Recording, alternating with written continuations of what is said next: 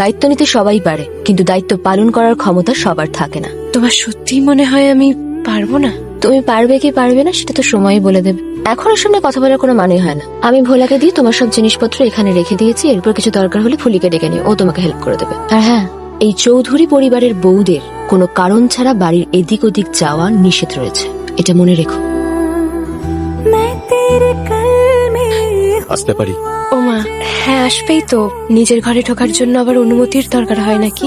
ঘর জারি হোক, আগে থেকে ঘরে কেউ থাকলে তার পারমিশন নেওয়া প্রয়োজন। স্ত্রী হলেও? আমি কিন্তু এখনো উত্তরটা পেলাম না। সব প্রশ্নের উত্তর দেওয়ার প্রয়োজন আছে বলে আমি মনে করি না। বাবা, তুমি তো দেখছি তোমার বাবার মতোই রাগী।